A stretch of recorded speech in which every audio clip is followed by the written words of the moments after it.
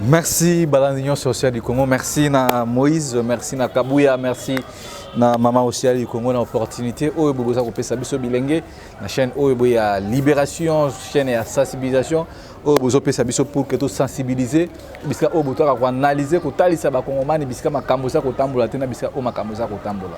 Ya mwana lelo eza isengo parce que tout zongi le sous avec beaucoup de force, avec détermination, parce que tout le monde comme si bato oyo bosoki totikeli bango ta bakoresi biso et puis bazoluka bamema biso na politique ya intimidation politique ya kobangisa kotinda bato baagresse mais boye bango ke wana eza nul sens effet parce que biso toza déterminé lokola bilenge oyo boye nde balobaka soda api kosoki atelemi abanga retumba te ndenge biso mpe totelemi mpo na kobunda mpo na ke to longa etumba ya mboka na biso. Alors na kati ya makambo wana nde yango esali kelelo tokuta na esuna bino après agression ya moko ya babundeli ya mboka na kombo ya mwana mboka Bruno Mimbenga o boyebaki bino banso balandi Social du Congo ke nazalaki agressé et puis nazoki mwata ya repos parce que santé bandaki kotambola bien te mais tozongi lisusu parce que tous en activité au toyokanaki ke tosala descente liboso ya MONUSCO et puis kosenga na ba député wana mboso na bato na banso ko bengana bango na kati ya Assemblée nationale siko yo mwana Congo tala niveau ya injustice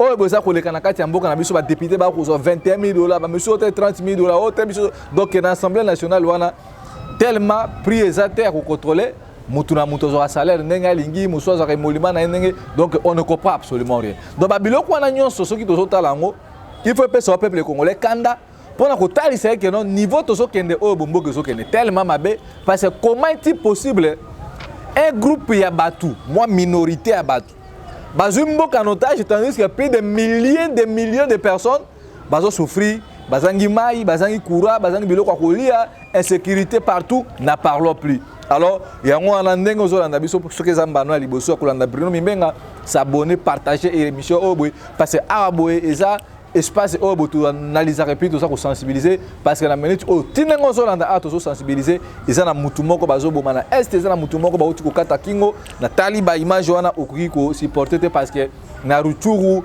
na Rumbavu na fish mboka est wana donc l'insécurité ezo s'accentuer du jour au lendemain.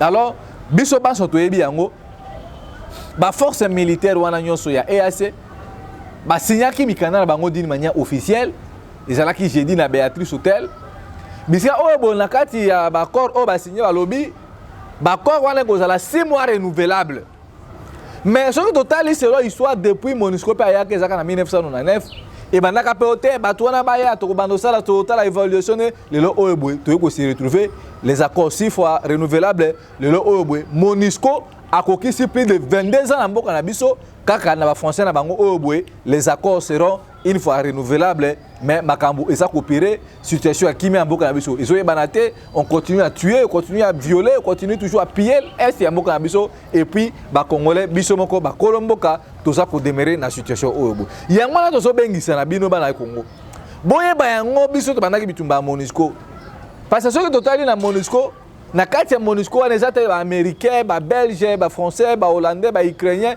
nde bato bazaka na fond parce que na kati ya MONUSCO na bato baza ebele eza ba sud-africain ba rwandais ba soda ya Kenya ba soda ougandais Burundi et Sierra Leone bato wana nde eza kaka MONUSCO ba eza kaka eloko ya ba africain ba tia bango nde balalisa ba kaka bilamba na ya casque bleu pour na kotali c'est que non vous les africains entretuez-vous faites ce que vous voulez ça nous engage pas ce qui nous concerne na biso ba occidentaux eza ba intérêt na biso mais lelo oyo boye to lali to lamuki to mona lisusu ba accord mususu eko signamé.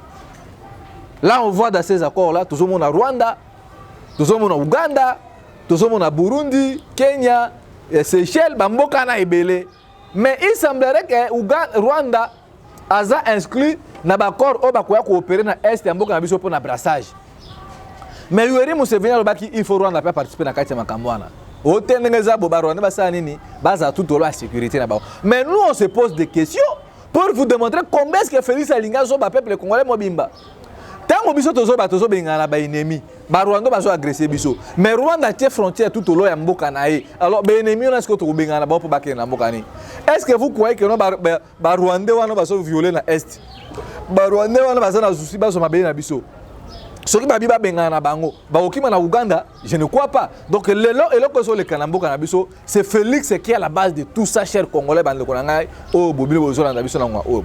Yango yo senga siko na minute oh bonenge muza lobaka, peuple congolais, prenez-vous en charge. Bozo ba responsabilité na bino parce que nous sommes attaqués aujourd'hui, les accords ont été signés officiellement d'une manière oh que na biso tout au monde yango.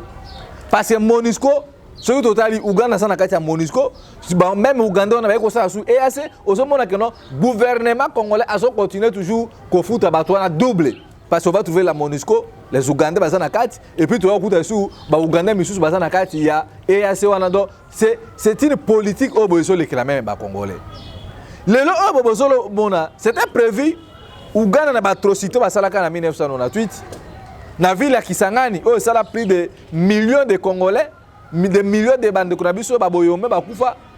Ouganda, il a fallu dédommager plus de 10 milliards de dollars américains. Mais Félix, c'est le coup de Satoumaria. Alors, Ouganda, aujourd'hui, d'accord, dans ces pays, Ouganda a outil 65 millions, il y a premier tranche. Donc, bon, on a ce que calculé, Ouganda a une échéance il y a 20 ans. Ce qui a foutu, 65 millions. Donc, bon, la dimension.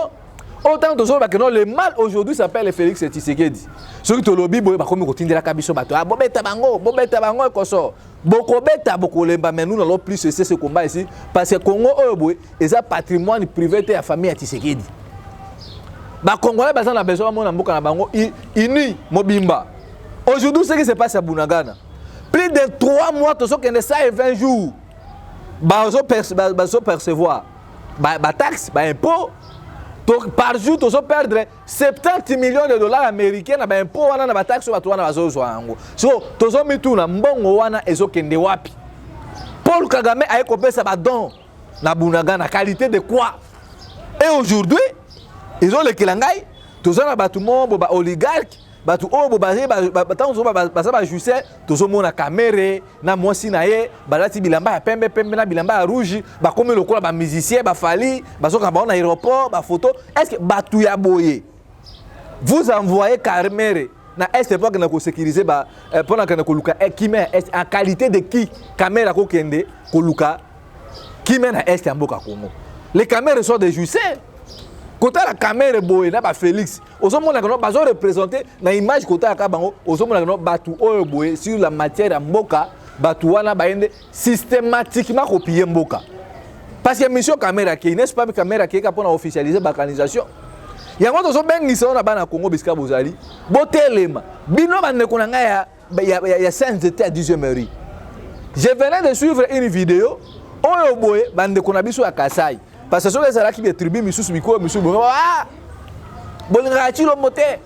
Quand nous parlons ici, Félix, c'est le terme que nous allons c'est plus dangereux. Donc Félix, c'est le représentant légal. Il y a ma baigne sur la monde. Ndeko wana na Kasai, ils ont l'information de comment bien na Kasai. Azana moi espace na bango ya bakare minier. Alors délégation moko ya ba libanais na batu bazana président c'est wana ba chekouler ba kei kuna bakuti ndeko wana babengani na ye balobi alongwa wana mais ndeko alobi mais bisika oyo beza bisika na ngasa bilanga bo bengana biso il faut bo dédommager biso et à ce moment balakisi ya bino ordre to uti nango et uti na président de la République ndeko wana linga résister c'est un cas ça que je vous dis ici aller maman na lozaza lokutu oye ko dénoncer chilo mo mabazo sala azolo ba non je ne crois pas que Félix a kosa makam tala niveau bandeko na biso o soto lobby et comment non toza moi je ne soutiens pas le tribalisme. Félix a ça bino mon kono bande konaye mabe. Au plus fort des autres ko bato misusu. Tant on a bandai koloba abo les Kabundu et les autres là ba Chilombo bazo welela ka bakare mini na Katanga pour ne pas fifi masuka o mama na gouverner koma ko kolamba fufu ana se na nini na 10e mairie pas mama Mars vous allez nous dire atala batwana bato mitema mabe biso to mitema mabe au lieu de dénoncer ce que Félix fait pour Mboka. Alors moi je pense qu'il est temps que nos Congolais osent conscience. Parce que ceux qui viennent aux ans, pas Félix, parce qu'il est votre frère.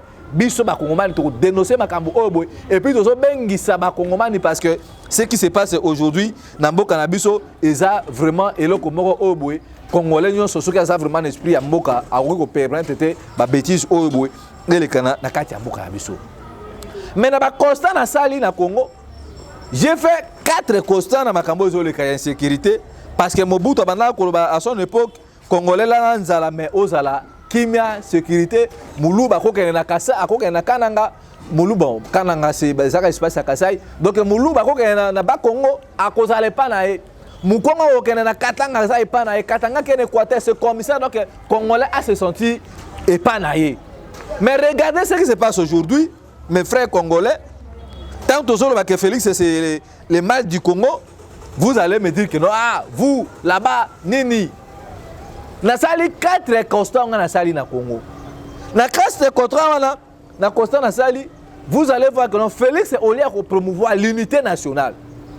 Félix a besoin de makabiso na makamba tribalisme. Prévenez, bon monde ba nomination c'est mina ba entreprise à l'état. Biso to lobi au lieu bati ya batu o ba so mérité.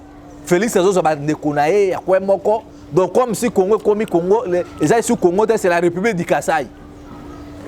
Si les 24 mandataires ont nommé 17 mandataires basa ba tunyo so ba un espace linguistique moko. Unité nationale les a placés. Yango so mona lelo oyo boy Congolais comme ko vivre na muluba na mungala na muswahili na ba méfiance moko parce que aujourd'hui c'est Félix et Nemutozo ko sabiso na kati ya situation oyo boy. Biloko oyo boy ya ono machi ya momenu za la kate. Na époque ya Mobutu mais na kati ya ba constat on a sali 4 on a zo démontrer bino bon mona que non batu na batu bazana tendance na bango solo tozu ba ndeko na biso ya province Grand Équateur tozu province ya Bandundu tozu province ya Oriental ba province on a misatu on atangeli bino ces gens là batu on a basa toujours batu ba pronaka unité nationale pour na bango ba bona que non congolais nyonso azana droit ko vivre na mboka na ye. Ils ont toujours été là pour l'unité. Jamais bande ko na batika koloba pona makambo ba velléité non ngana za muto ekolo boy donc eza na bato ngana lobi premier constat ngana sali ba équatorien bangala bande ko ya Bandundu na bande ko na biso province orientale ba pronaka toujours l'unité pour na ko garder souveraineté o bobitumba selon vision ya Lumumba ndenge zalaki Congo et ko zalaka jamais balkanisé quel que soit ba manœuvre nyonso o bo impérialiste baza ko sala pour na ko kabola biso mais le plus dangereux tozo mona Félix azo mema biso na libulu wana yango tozo bengisa mes frères du Kasai bokota na buzo ba wana te parce que Félix akokima fouille d'escapette bino bato bozo komisa Félix machi ya momeno mukwa tombolo boko lukanzela akokima ta o toza nango eza ta o congolais nyonso atelema. Le pays est agressé. Unissons nos forces. To bengana Kabila na Chilombo. To bengana batu o nyonso o ba ko piller mboka na biso, mais vous êtes là na bajale lo na bino, machi ya momeno, fachi beton, mukwa tombolo umela, mukwa tomba umela. Mobutu a fait 32 ans au pouvoir. Mais Akimaki Mouzé de même Kabila ouais maintenant faut pas me payer de même. Parce que bon yeba que non tango biso tozo libérer mboka oyo bonanzela soulèvement populaire les gens comme les Kabila les Chilombo batuwana bakozalaka jamais reconnu comme président RDC parce que batuwana bazaki au travailler pour na occupation ya ba Rwandais. Alors na kati ya constat mibale na sali eza na groupe ya batu oyo boye baligaka Congo pour na pouvoir. Donc pour na bango ceux qui pouvoir ezate ils préfèrent bafana na kwena bango ba déclarer indépendance na bango eza bande ko na biso ya Katanga. Donc pour la bango amour ya Congo ezali, il faut pas en pouvoir. En même temps, on se rappeler à l'époque ya Moïse Tshombe, il avait déclaré la sécession katangaise. Donc batouana bazo linga Congo parce que ceux qui bazana pouvoir ba profiter ba ibaka bazo mbongo ko sonde ba na osala. Alors, ils sont très dangereux pour Namboka, nous devons faire très attention. Batouana eza bande ko na biso ya Katanga na bande ko na biso ya Kivu na Nord Kivu. Donc pour la bango balinga Congo ceux qui ka bazana pouvoir. Et puis constat misatu eza batu o bazo lunga balingaka autonomie. Donc pour na bango Congo ezala te balingi autonomie, ils s'en foutent donc ba préférer bazana kwa na bango. Wana tozo mona bande kuna biso ya Congo central, bande kuna biso ya Matadi et les autres là. Et puis constat misatu ya minei, quatrième constat na sali eza ke bande kuna biso oyo bango balingaka ko dominer na kati ya babikolo misusu. Nde tozo mona lelo oyo bo. Ce sont nos frères du Kasai. Balingi ba dominer, tonya tabino lokola bakayas. Pona bango bamona ke soki Congo za ko exister eza ke bango nde mutu baza ko sala ke Congo ezala. Alors babiloko onyo suna tali sibino soko tali ozomona ke non Félix azo mabiso na situation oyobo. Il veut les dominer sur les Congolais. Kotinda ka ba militaire bango ba beta biso ba résister ba brino. Alors biloko on a déjà comme ko créer ba frustration na mitema abatu. lelo oyo makambo eza priorité ba ADF na ba M23 ba tomboli drapeau na ba secteur bise oyo bazu ba territoire na ba localité wana couleur ya drapeau eza couleur ya rouge mbongo bato wana bazo kenda wapi et puis na ba brassage ba mixage ya ba armée ya Kenya ya Burundi ya Uganda n'est-ce pas oyo eza schéma ya balkanisation Félix azo mamboka bande konangai soki to telemité alors eza vraiment kotalisa que non biso peuple congolais toza vraiment peuple moko naïf. Alors nous vous invitons nous devons nous organiser, nous devons nous préparer la guerre, nous devons nous organiser pour affronter le régime où il a Félix, il faut se débarrasser d'en haut. Parce que jamais vu batou mobimba baza ba incompétent, peuple a souffrir, peuple a zangi mai, peuple a zangi transport. Donc, Carburé Mati, on prend un ministère si très grand ministère et puis stratégique local, ministère il y a hydrocarbures, pas Didier Boudimbu. Il n'a pas de maîtrise, ni moi encore je suis à l'État. Bota la dimension, Félix Azo Memambok. Le tribalisme joue assassin à Congo. Le régionalisme, le népotisme. Donc, au lieu de méritocratie, quand on a bazota la moitié. Le Rwanda a menacé biso Félix Sénédimo parce que ayebi source à pouvoir nae. Président ya Kenya o bauti ko voter, ko nommer ceux qui voter, je ne sais pas. Afinga biso ba congolais que to ebika kobina. Alors on sait pas politique nini yo ya zuina Félix Kozala pour na makambo ezo le kanakati ya Congo. Les Boudimbu et les autres là. Ce sont des incompétents. Batouana baza pona ba mafia ba rétro commission na bango tinde bozomo na bazobo ya konfuta ba fournisseur ya pétrole wana batouana parce que baza na mbongo oh il faut pas pesa batouana ba pétrolier mais le ko la baza ba chécouleur baza batou oh boy balingi mafia na cop ndozomo na bango bazozwa mbongo bazokendeke ko bloquer pour que non peuple a continuer à souffrir. Nazo beng sabino peuple congolais soulèvement salama ki na sir la kanazi ezaki pona marque ya carburant. Nous devons nous réveiller. Totalement la tombe nganachi lombo parce que Félix ne va rien faire. Félix est un civil. Oh botoyebi que non soki to tcheli le Félix vraiment li baya Félix a okende. Mutoka Didi Bodembo. Il a été arrêté plusieurs fois en Belgique. Bato ba yebi Belgique bien. Bodembo c'est chekoulé. Bakanga Didi Bodembo. À côté de prison la prison ya Forest. Et ça en Belgique bo vérifier ngo. Il a fait la prison na Saint-Georges en Belgique. Alors, Moutou a beau étant vraiment ministère à Mounene Bopesi na Moutoka Didier Boudimbu. Pour s'attendre à quoi? Résultat échec. Peuple a souffert. Alors, moi, j'ai dit, ceux qui sont à Congo, ils sont télémités. Allez, mboke so kende oeboe, to quoi ko risquer lobby, Congolais comme ko ina monena les Congolais, ndebozo mona Félix a comme ko créer l'insécurité partout. Le long la kwa mutu. Je tiens à saluer les bravoures et Adolphe Mouzito excellence à se déplacer à l'époque en 2023 en 2009 tant M23 qui vit à Goma Mouzito s'est déplacé que tu n'es pas là pour la Koluka Kimia. Aujourd'hui l'histoire se répète. Mouzito a une délégation à Bakiti na Kwamutu bakena bandu pour la Koluka solution. Oh Félix a créé un problème là et aujourd'hui et comme bato mesusu bakoma Koluka ka solution pour na koya kosangisa bato. Bota la niveau ya gravité bisa oh Félix azo même mboka est-ce que zokende. Donc coup de chapeau na bino ba leader oh zo talisa parce que quand Mouzito avait dit il faut faire la guerre avec les Rwandais. Bon mon la réaction à Félix. Donc pour la biso batou soki to bito munda na Rwanda ou bien que no likambo zo tambola mabe ozo même mboka na ba nomination tribal ozo même biso na ba conflit moko ethnique tout ça très attention boza batou mabe bolinga Félix to ko linga Félix comment parce que Félix ça la ba dégâts énormes à côté la biso ba problème. J'appelle la cohésion nationale bande kona Kasai. Aujourd'hui le mal est tellement profond et ça ko épargner Moutouté. Demain Félix va partir, le Congo va rester. Et j'appelle la vigilance bande konangai. À l'époque, Félix a Kendaka na Tchad. Ceux qui besoin se rappeler l'Issoussou, dans le discours où Félix a l'obaka na Tchad, dans N'Djamena, il avait dit je suis très estomaqué et je suis très persuadé qu'il y a comme une armée tchadienne disciplinée. Et moi aussi, je vais appliquer, imiter l'armée à Tchad. Qu'est-ce qui se passe au Tchad? Peut-être que le peuple on a bien dit. Après avoir posé la baquette, la lecture, la recherche, j'ai vite compris que dans le Tchad, c'est le tribalisme, c'est la tribu qui est primaka. C'est la ethnie, le régionalisme. Parce que dans le Tchad, il y a peuple, il y a présidence, il y a Idriss Déby, comme moi, il y a les Zagawa. Na kati ya zagawana eza nini okuta par exemple ministre de la défense aza na même tribu que famille ya président justice donc ba poste stratégique nyonso alors tango Félix alobi na ko imiter exemple oh donc bon mona directement Félix azo mabiso na tribalisme nde bozo mona lelo oyo boy ba nomination okuta ka ba kasayen aucun na assemblée nationale premier vice-président de l'Assemblée nationale, c'est un Kassaye. Token na nini na CENI, token na rapporteur à CENI, token na ba cours de tribunaux, token na ba parquet. Bozo mona tango Félix alobi à cause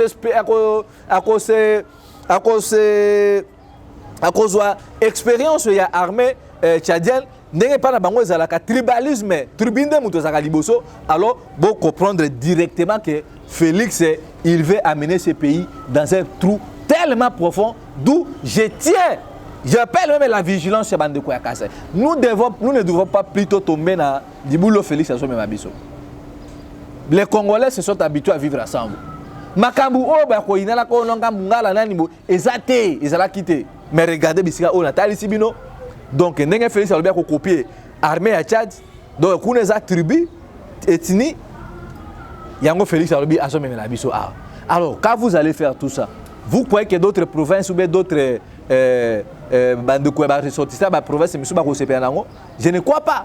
Parce que ceux qui ba toi est ba kena côté na bango ba Swahili, bangala ba kei, ba bandeko ya Kasai, ba Congo. Ne voyez-vous pas que non ozo kabola mboka? Ozo zongi sabiso makambo za la Canada, peuple congolais tellement pour mona que non makambo o tozo ba oyo boy, to ramasser yango na balabala te, eza makambo oyo boy, Félix Motu azozwa ba conflit pour na koya kolukela biso tandis que makambo eza priorité za na est. Regardez ce qui se passe à l'est. Batouana bozu bango ba Kenya wana ba soda wana ya Kenya na Burundi. Mbongo o kutu tozo futa MONUSCO. Plus de 1,500,000 $ américains par an. Boka ko zo esusu batouana pour que to futa bango combien donc kaka na batouana peuple congolais to bando futa batouana 3 milliards. Tandis que les mêmes personnes, les mêmes pays se trouvent na kati ya MONUSCO. Tala niveau ataba inaka peuple ata peuple ngo babi que non, c'est un peuple naïf. Nous devons nous réveiller na kati ya Pongi. Laissez Félix faire toutes ces bêtises au boye et ont profité de la bisoté, chers Congolais. Alors, moi je tiens, Moutouna Moutoise à la responsable. Papa Honoré Mandalobaki, peuple congolais, Félix a kofungola bino miso. Et puis Félix, il a commis kofungola biso miso. Ba Ouganda baza na kati ya MONUSCO, et puis ba Ouganda baza sur na kati ya EAC. C'est quoi ça, ça me dépasse même. Insécurité na Bunagana. Nanzela ba Congo awabo, on m'apprendra aussi que non, ils ont un groupe armé et se provisionner et comme il peut ko créer ba terrain. Nous sommes là pour la nini, Félix azo semé babilo kouana pour que a continuer à créer instabilité partout pour avoir ba raison que non voilà, le corps de sécurité ça na est et sécurité ça na ouest, moi to kende na ba élection, moi j'insiste et je propose élection zanzela obu na makamunyo so Natali Sibino awa, tribalisme, népotisme, incompétence. Moïbi Yambongo Yaram, Moïbi Yambongo Maïgo de rêve, Moutouazo voyager, va député le plus mieux payé dans le monde, tandis que les pays est pauvre. Peuple congolais, nous devons réveiller. Alors, ceux qui battent au Bouba, comme la tricherie et qui va respecter la volonté de la communauté, moi je vous appelle. Il y a boycott, il y a soulèvement populaire. Parce que nous n'allons plus accepter les Canadiens en 2006, en 2011, 2018, tout vivre en haut en 2023. Mais cela ne nous empêche pas de continuer l'activité sur le terrain. Parce que nous activistes, jeudi, dans la rentrée parlementaire, nous organisons, nous ne voulons plus de la MONUSCO, un point train. Même les soldats qui apportent dans les années. Le problème c'est qu'on reconstruit l'armée. Il y a des Kambi occupation parce que Chilombo est là pour l'occupation, il ne travaille que pour l'occupation, il est redevable dans les bateaux alors biso peuple congolais. Moi je ne suis pas pour le tribalisme. Nazobenga bangala, na bengi si ba Swahili, na bengi si ba Luba, na bengi si ba Congo, to vivre ensemble, to garder moi amour tozaki nango. Muto eko kabola biso eza Félix Chilombo oyo boye. Soki tolobi makama baronde, abi maloke kotonda. Baboloke kotonda te monsieur Félix faut boye bango. Nous allons continuer ce combat parce que aujourd'hui Congolais komi mutu yatina te na mboka bapaya. Donc la bengi si peuple congolais les 15 bandeko jusqu'à présent tozo bunda tozo talana nous parce que matanga maman aussi ezalaki to ebite ndenge ni negolekana il faut moi taper à se reposer. Mais nous, au moins, ceux qui ont maman aussi à cause de la empêcher, nous allons reprendre ces combats. Yango, tout ça bien qui sabino, beau soutenir biso, beau soutenir bitumba oboe, parce que alir mboke so kende mabe, ceux qui te sali attention te lobby toko mabatu na batu sali déclaration abeta na bango. Alors c'est quelque chose oboe et kozala profitable pour na biso te. Yango na bengi sibino numéro zali wana bo benga biso, bo soutenir biso, bo aider biso. Yo pe muto lingi ko aider bana bazongi classe. Parce que bota la bana bazongi classe même ba kaye zalité. Soko za mutu obi que no peut-être que non na kosunga bana moi do ya kaye, moi sac numéro ezali on ko benga et puis to kana kotika bande ko wana na ba école nde to sala ki na année passée pour que bana batanga classe. Félix a tout détruit. Mbongo o ba ugande ba futi to ebite soki Félix a osala nango nini. Le pays est quasiment inexistable. Dans le domaine, les militaires sont mal payés, les policiers sont mal payés. Félix est un bienga. Donc, Félix va comme Panama, Congolais, parrain national de mariage. Ce qui est bien, parrain de deuil national. Donc, Félix a commandé parrain à la fête, parrain à Kukunda Bibembe, Félix a préparé plus de délégations à 500 personnes pour que la reine Elisabeth Oyeboye. Aza parmi bato ba parenaki Paul Kagame pour continuer comme mabiso. Est-ce que makambo za priorité yango oyo boy? Félix a déplacé na bato ebele pour na mbongo ya l'état ko la reine Angleterre tandis que bato na bazo bomba bango na est. Génocide zo salema na est. Azo solution yango te. Bato ba bomba na Kisangani. Génocide wana ba lobelaka yango te. Mais Félix a lobby azo préféré akena ko la reine d'Angleterre. Tel niveau ya bato tout ça na bango. Caméra s'est transformée, yena mosi na wana amida, bamona kabango, bazo sala bolingo na bango, bazo kanga ba selfie, au lieu ya trouver solution makambo ka ba muzito, ba excellence muzito ne bazo trouver solution pour makambo zo kana kwa moto. Chers Congolais, nous devons réfléchir. Le pays est dans l'agression et puis le pays est dans la boko ya ba bandits. Ce pays est géré par les bandits. Nous devons faire plus vite que possible pour tout la mboka na boka bato oyo boy.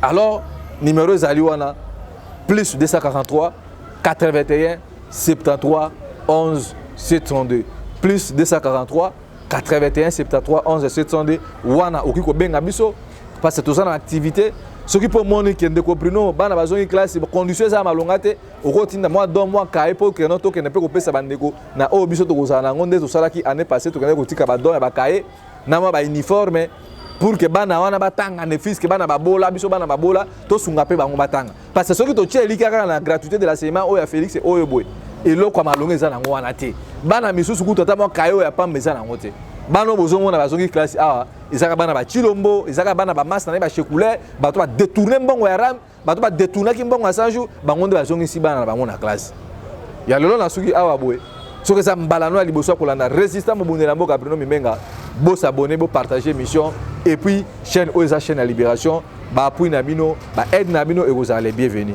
na zongi santé et comme moi ko se rétabli nous n'allons plus lâcher ce combat parce que eza eloko oyo biso tondima ki yango nde na lobaka yango toujours entre la patrie ou la mort le peuple vaincra nde na lobaka liboka pilipili sila sona mokolo moko te soki nzambe alingi tukutani na bino na mikolo ezali koya matondo.